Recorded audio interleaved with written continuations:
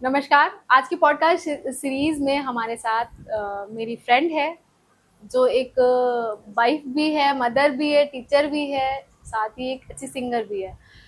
तो एक फीमेल इतने सारे कैरेक्टर्स में कैसा कैसे रोल प्ले करती है और इसके बावजूद वो सारी चीज़ों को एक्सप्रेस करने के लिए उसके पास जब उसके आसपास कुछ लोग नहीं होते हैं ना, तब लगता है कि उसके दिल में बहुत सारी चीजें रह गई होंगी। तो बहुत ज्यादा समय ना गवाते हुए मिलवाते हैं प्रवेश से। हेलो प्रवेश, कैसे हो हेलो। आप? हेलो रागिनी।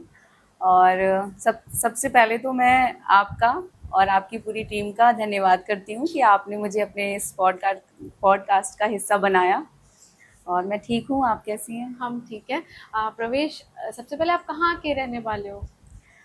वैसे तो मेरा मायका मैनपुरी का है और मैं बेसिकली मेरी तिलहर में ही ससुराल है। अच्छा। और रहते यहाँ भी हैं, रिलेटिव्स हैं, चाचा जी हैं, मेरी सिस्टर हैं खुद अच्छा, की। हाँ, तिलहर में ही।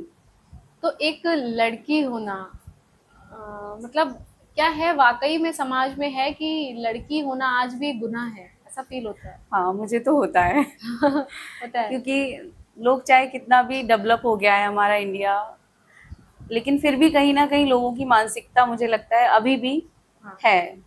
कि ये। लड़का लड़की हाँ, ये सब चल रहा है अभी भी फ्लो में। तो आपकी जॉब शादी से पहले लग गई थी? नहीं नहीं, मेरी जॉब शादी के बाद लगी थी।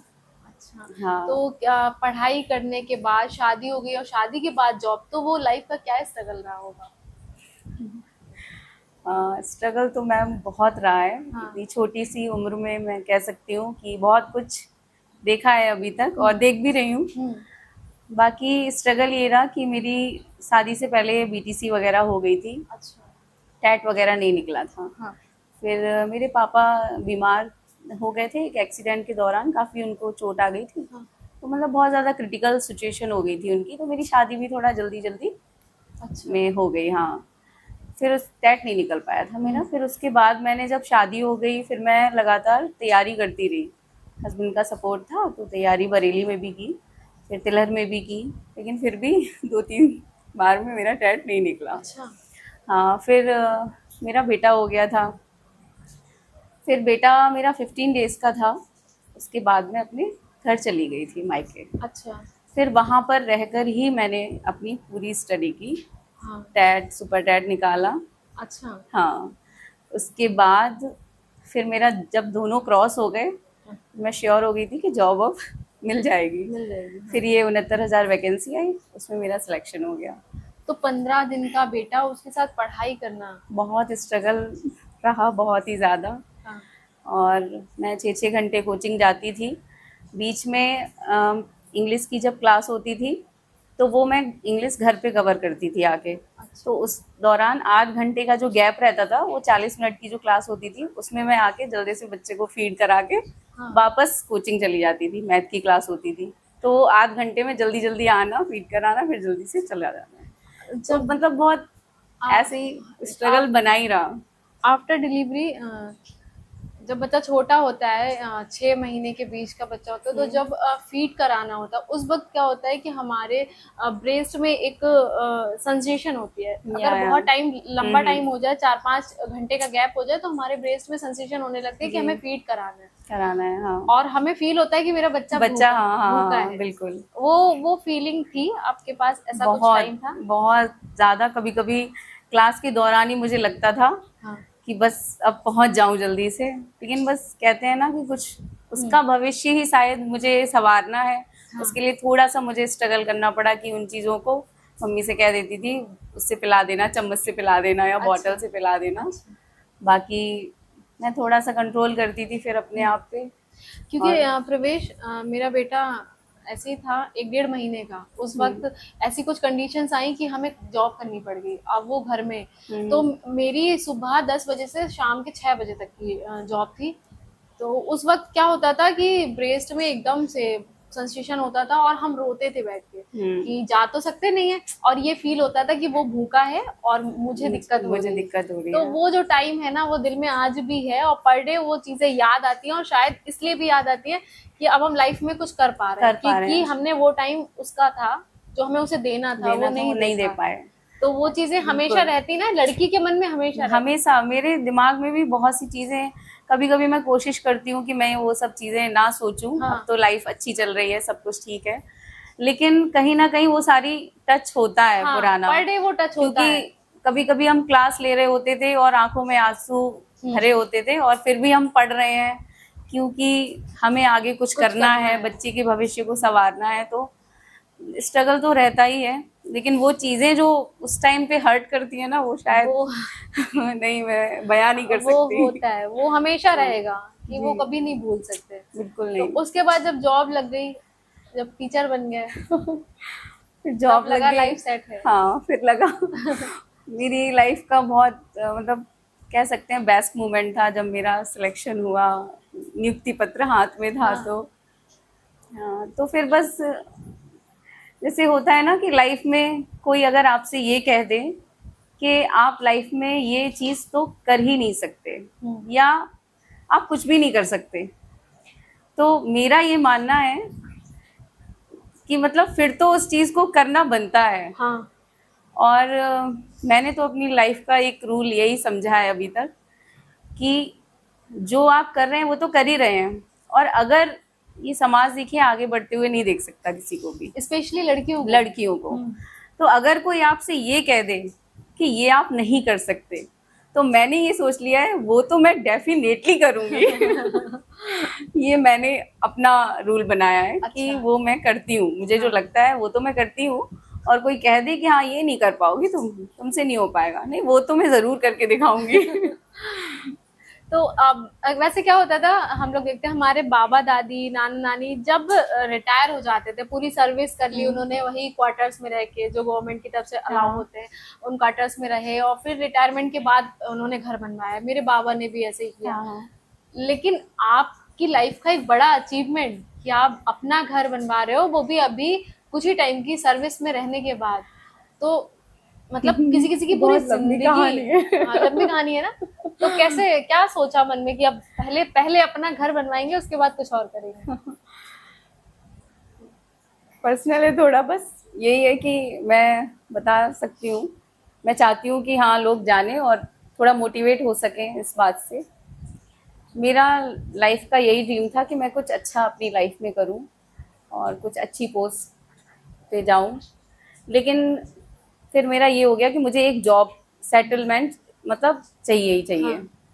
जब ये जॉब मिल गई, फिर मैंने ये फील किया, आफ्टर मैरिज कह सकते हैं, हर लड़की करती भी है शायद ये फील, कि लड़कियों का कहते हैं ना कि कोई घर नहीं होता। जैसे मायके वाले कहते हैं कि अरे ये तो पराई है, ससुराल जाएंगे, है ना। और देखिए सभी की लाइफ में ससुराल से भी रिलेटेड स्ट्रगल रहता है, और ससुराल वाले भी जैसे कोई चीज हो जाती है तो कह देते हैं अरे नहीं ये तो हमारा घर है ना।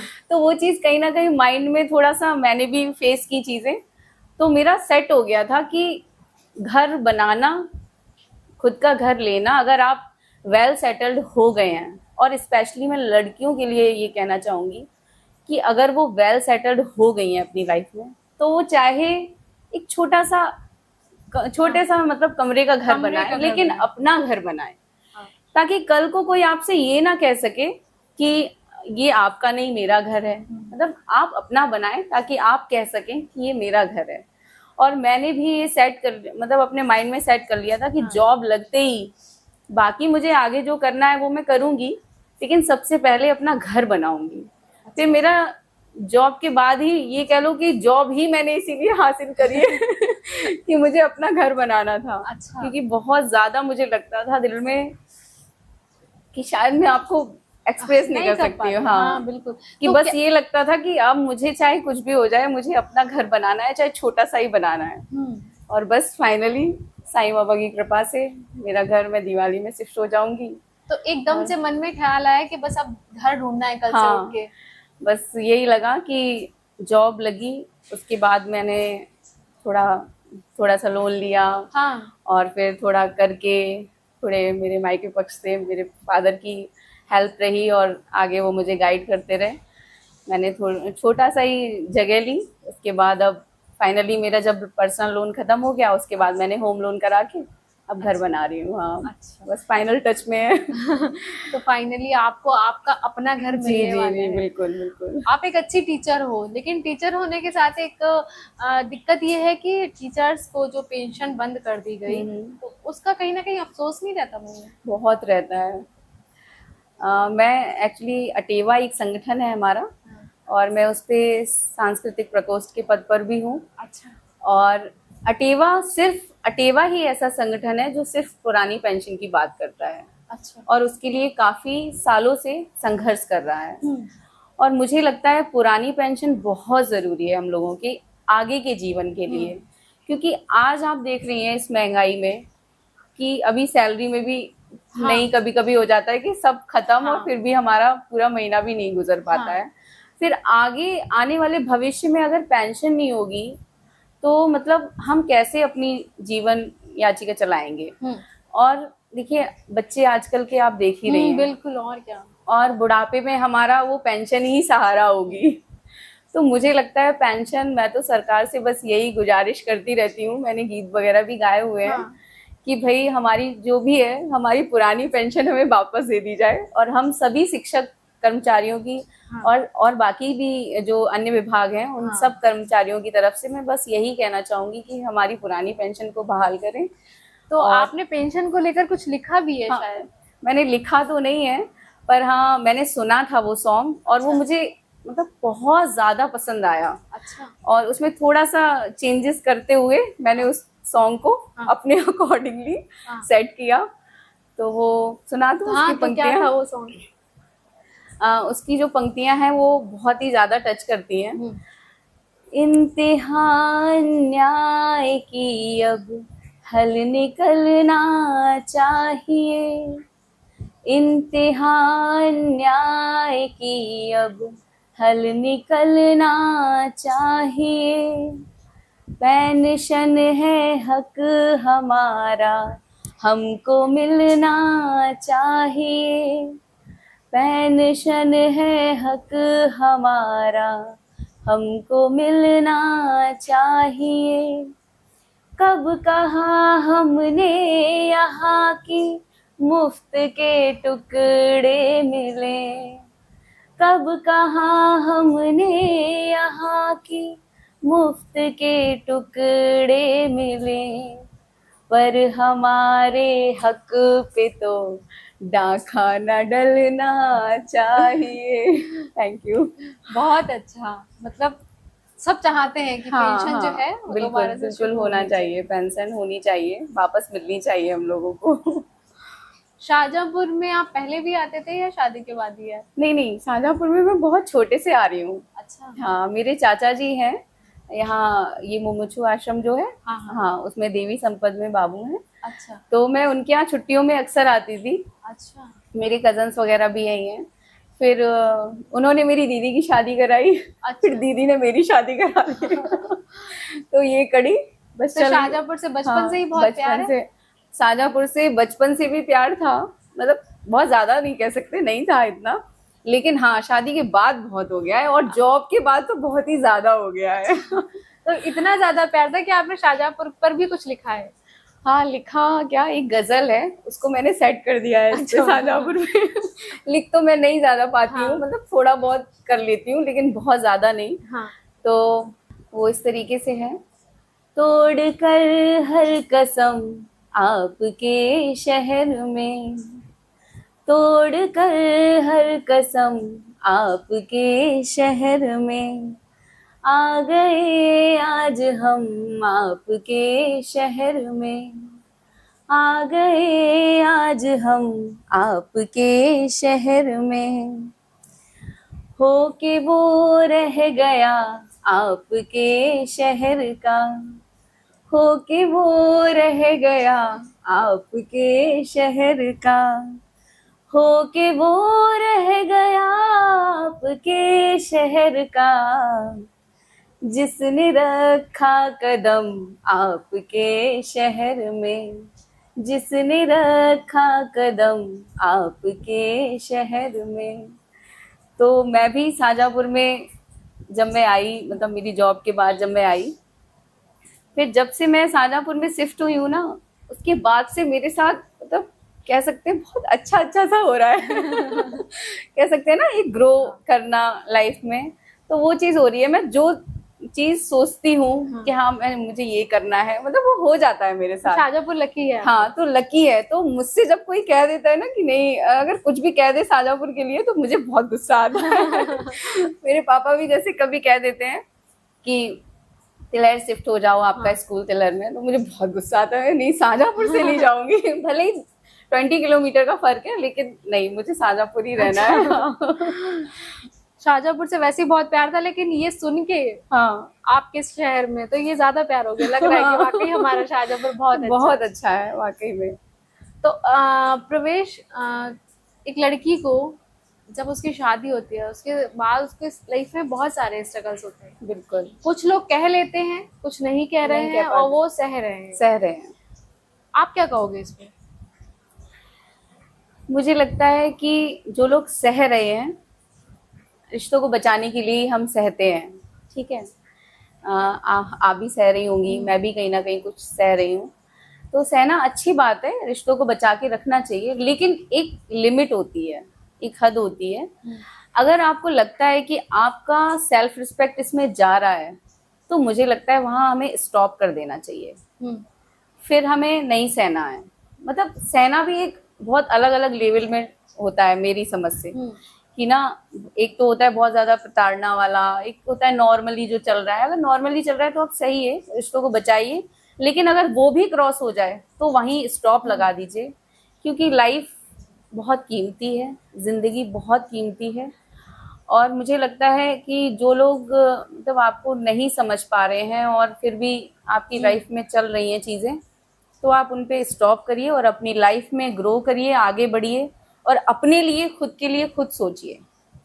कोई दूसरा नहीं सोचेगा, कोई दूसरा, आप भूखे होंगे कोई कहने नहीं आएगा आप खाना खा लो, आप आगे कुछ भी करना चाहेंगे कोई आपको सपोर्ट नहीं करेगा। तो मुझे लगता है खुद के लिए खुद ही खड़े होइए। और सेल्फ रिस्पेक्ट, मैं तो यही कहूंगी कि सेल्फ रिस्पेक्ट बहुत जरूरी है, और अगर कोई इसको ठेस पहुंचाता है तो आप उससे उचित दूरी बना लें, अपने रिस्पेक्ट के साथ रहिए, अपने सेल्फ रिस्पेक्ट को अहमियत दीजिए। मेरे पास ऐसे पर डे ऐसा एक कॉल जरूर आता है एक महिला का, कि वो कहती है कि मेरे ससुराल वाले मुझे इतना परेशान कर रहे हैं। हर दिन एक कॉल ऐसा जरूर आएगा किसी ना किसी एरिया से, कि मेरी घर में ऐसा हो रहा है, मेरा हस्बैंड ये कर रहा है, मेरी माँ ये कर रही है, मेरी सास ये कर रही है।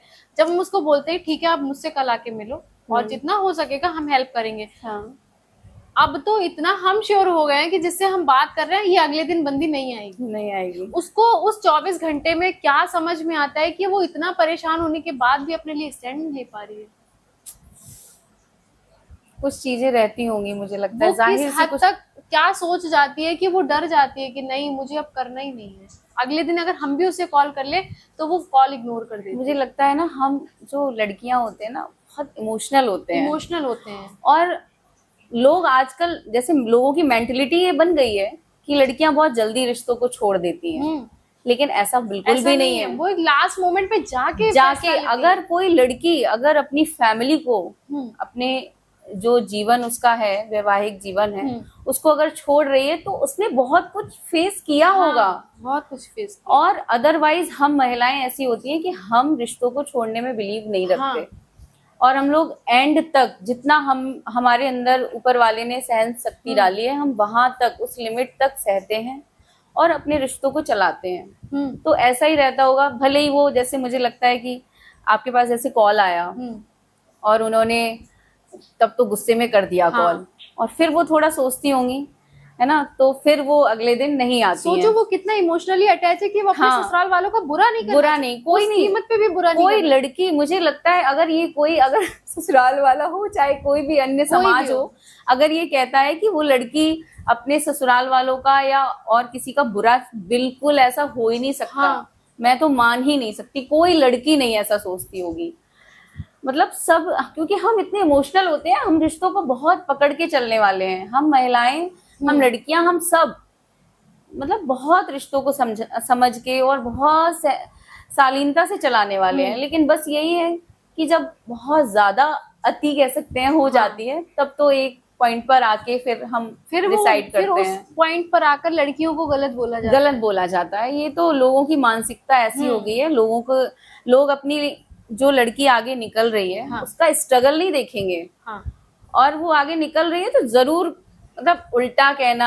हाँ। अच्छा, और इसलिए लगता है कि महिला की सबसे ज्यादा दुश्मन होती है। हाँ है, इतना तो पुरुष, इसीलिए तो हम लोगों पर उंगलियां उठती हैं, क्योंकि मुझे लगता है एक महिला ही महिला की दुश्मन है। हाँ। इसीलिए अगर मैं इस चीज में बिलीव रखती हूँ कि मेरे सामने मेरा जो भी फ्रेंड सर्कल है या मैं अपने कलीग्स के साथ भी हूँ, तो मैं कोशिश यही करती हूँ कि हम महिलाओं की जैसे होती है ना चुगली करना, हाँ। ये उसके बारे में ऐसे कहना, ये अगर हम महिलाएं बंद कर दें ना तो हम और भी बहुत आगे जा सकते हैं। क्योंकि अगर एक महिला आगे बढ़ रही है तो कुछ मान लीजिए और महिलाएं हैं वो इधर उधर टॉन्टिंग और ये सब करते हैं, तो ये सारी चीजें तो हमें आगे बढ़ने से रोकती हैं। क्योंकि आजकल डर हो गया है महिलाओं में, लड़कियों में, कि अरे मैं कुछ ऐसा करूंगी तो वो ऐसे समाज ये करे, सोचेगा, वो सोचेगा। तो नहीं, अगर आप अंतर मन में आपने ये सोच लिया है कि हाँ मुझे कुछ अच्छा करना है, लाइफ में कुछ अचीव करना है, तो आप करिए। फिर समाज की चिंता मत करिए और महिलाओं की तो चिंता छोड़ ही दीजिए। वो क्या कह रही हैं क्या नहीं कह रही हैं, उनको इस साइड में रख के चलिए। अगर आपको पता है कि आप सही कर रहे हैं तो आप कर लीजिए। उसमें समाज क्या कह रहा है, घर वाले क्या कह रहे हैं, बिल्कुल डजंट मैटर। हाँ? बिल्कुल। हाँ, तो फिर आप अगर फीमेल्स के लिए कुछ बोलना चाहो जो आपकी जर्नी में रहा, आपको लगता है कि जो मैंने फेस किया वो और फीमेल्स ना फेस करें, तो क्या बोलेंगे? मैं बस यही कहूंगी कि लाइफ में बहुत उतार चढ़ाव आते हैं और आते रहेंगे, लेकिन आप उन सब उतार चढ़ाव में खुद को कभी ना भूलें, अपनी प्रतिभाओं को ना भूलें जो आपके अंदर हैं, और आप उन्हें लेकर आगे बढ़ें। अगर कोई आपको डीमोटिवेट कर रहा है, करने दीजिए, आप सिर्फ अपने ऊपर फोकस करिए। मुझे लगता है कि आपके अंदर जो प्रतिभा है आप उसको उजागर करिए। जैसे मैंने संगीत से एमए किया है, तो मैं मतलब जब भी मेरा बुरा फेस आया है तो मैं ये समझ लीजिए संगीत से बहुत ज्यादा जुड़ाव महसूस करती हूँ। अच्छा। तो मैंने म्यूजिक के थ्रू अपने अंदर बहुत सारे चेंजेस करे हैं। तो वो मेरी एक प्रतिभा थी कि हाँ मैंने संगीत से अपने आप को उभार लिया। तो मैं, और ये हर इंसान के अंदर होती है। तो मैं बस यही कहना चाहूंगी महिलाओं से कि हर महिला के अंदर, हर पुरुष के अंदर भी, सबके अंदर भगवान ने गॉड गिफ्ट कुछ ना कुछ डाला ही है। तो आप उसको पहचानिए और आपके अंदर जो आपकी प्रतिभा है आप उसको लेके आगे बढ़िए, अपने बच्चों में वो दीजिए। अगर आप जिस विभाग में भी हैं, जैसे मैं शिक्षिका हूँ, मैं अपनी कोशिश करती हूँ कि अपने विद्यालय के बच्चों के साथ संगीत को लेकर ही सारी चीजों को पढ़ाऊं। जैसे मैथ में भी कोई है टेबल है, या हिंदी में भी कोई वर्णमाला है, तो मतलब सॉन्ग के थ्रू तो बच्चे काफी जुड़ जाते हैं। अच्छा। तो बस मुझे यही लगता है कि अपनी प्रतिभा के साथ रहिए। हाँ। आगे बढ़िए, और जो डिमोटिवेट करने वाले उनको वो बिना कुछ, आप कुछ नहीं भी कर रहे हो तब भी वो कहेंगे, और कुछ कर रहे हो तब भी वो कहेंगे। हाँ। इसलिए बिल्कुल छोड़ ही दो। मैंने अपने अंदर बहुत चेंजेस किए। मैं भी बहुत छोटी छोटी बातों पे बहुत टच हो जाती थी। मुझे बहुत भावुक जो लोग होते हैं ना, वो उन्हें छोटी छोटी बात भी बहुत ज्यादा हर्ट कर जाती है। लेकिन मैंने फिर धीरे धीरे अपने अंदर चीजें को मतलब चेंज किया है कि नहीं, छोटी छोटी बातों पे रोना नहीं है, बस जो हमारा मोटिव है उसकी तरफ अपने पथ पर चलना है, आगे बढ़ना है। दूसरे क्या कह रहे हैं नहीं सुनना है। तो अभी घर बनने वाला है, नेक्स्ट सपना क्या है जिसको पूरा करना है? नेक्स्ट सपना वो थोड़ा हाइड ही रहने दीजिए। चलो, बहुत अच्छा लगा आपसे, मुझे भी बहुत अच्छा लगा आपसे मिलके। Okay, thank you.